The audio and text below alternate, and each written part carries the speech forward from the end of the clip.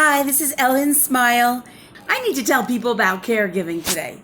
I get up at 5:15 and I get everything all ready for the day. I get all the sheets ready. I get all the pads, diapers, clothes, Steve's food, towels, everything, his pills, everything is always all set. And I come home. I came home today and Steve is getting a new hospital bed. So I have to... They said that they don't know when they're coming, but they said, well, you have to, move the old bed. Well, if my husband is bedridden, where are we going to put him? Where are we going to put him? Like, I live in a palace. I have less than 750 square feet apartment. Like, I don't get it, but okay, let's keep moving. So I took the wheelchair and I was bringing it to the car. In the meantime, I have cat litter. That's I think it's like 40 pounds. It's like the last thing I want to bring in the house, but I needed to put the wheelchair back so I can bring the cat litter in. So I'm taking it out, and I have the wheelchair, and all of a sudden I hear something like, what the hell is that? And it's a wheelchair. It's rolling away. Now, if you don't know where I live on a hill. So I'm like, oh my God. So I'm running down the hill. And I'm not a small woman. I'm a big woman, baby. And I have a bad knee. And I'm limping like Notre Dame, like trying to go like this. And I'm taking my floppy hands, and I'm like, stop, help. And the lady jumps out of the car. And this lady, I didn't even recognize her, but she does like all the camping stuff. She does stuff by herself and she goes out in the woods. That's me. I want to hang with that woman.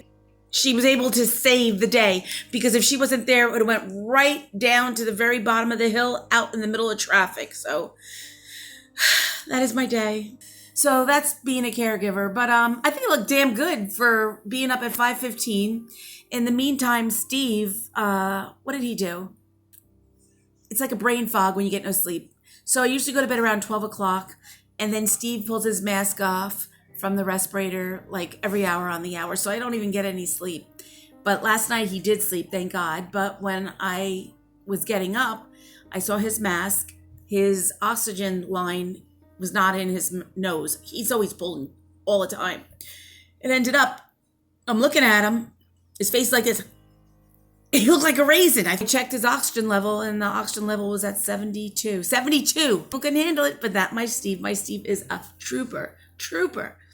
So I had to fix it. I had to put the ventilator back on. He wasn't there, so he had too much CO2 in his brain, and I mean, he was really, he looked like a raisin. He was like all dried up and stuff. I was like really, really nervous. I was like, holy crap. I got very scared. But my husband, he's pretty feisty. I wouldn't be like, oh, poor Steve. No. So I'm at work, and the aide had left for a few minutes. I said, go ahead, go. Do what you got to do. And while he wasn't there, I have a camera on him. And what ended up happening was he's playing with the camera, and I have this blink. I don't get paid for this, but I do have a blink. And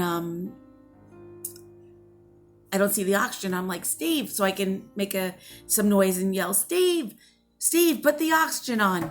Do you know what he did? My husband did. He gave me the finger, and then he put his finger in his nose, and he was playing with me. It was like the last custard stand, like he just had to do it. Meanwhile, I'm at getting a haircut yesterday, and I was like, Steve, I was so annoyed with him, so upset. And when I got home, I said, Steve, what are you doing? He sits there, all innocent older boy, sitting there like this. It's like being a caregiver. Like, someday I'm really going to laugh about this, but right now I really, really can't. I mean, I can, I do, because I tell people this. It's now 8:11, and I still didn't even sit down yet. I didn't even take my makeup off, brush my teeth. Did I eat? Yeah, I actually had some cereal, some Lucky Charms, and I don't get paid for that either. I'm a strong woman. And you know what? I'm not going to give up. I love my husband, and I am so happy that he's here with me. And I complain, but I wouldn't have any other way. Steve, I always love you. Love you always and forever. And you know what?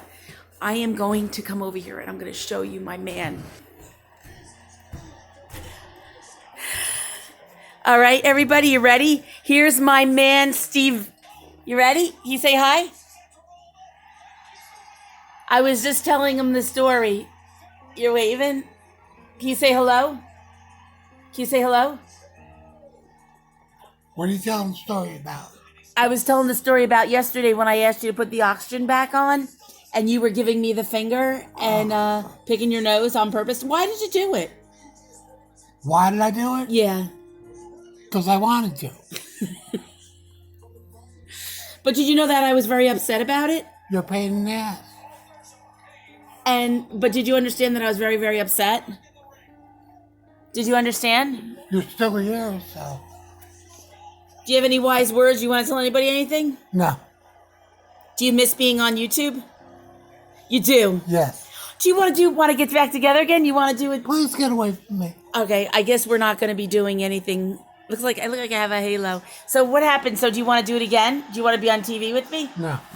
Yeah, but you said you miss YouTube. Do you want your own channel? I don't want to be on TV. Look, Steve actually has SpongeBob.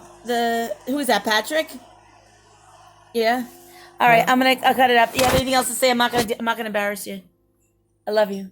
All right, go away. All right, that's it. Steve is done again, and everybody have a good night. I made it, and peace out.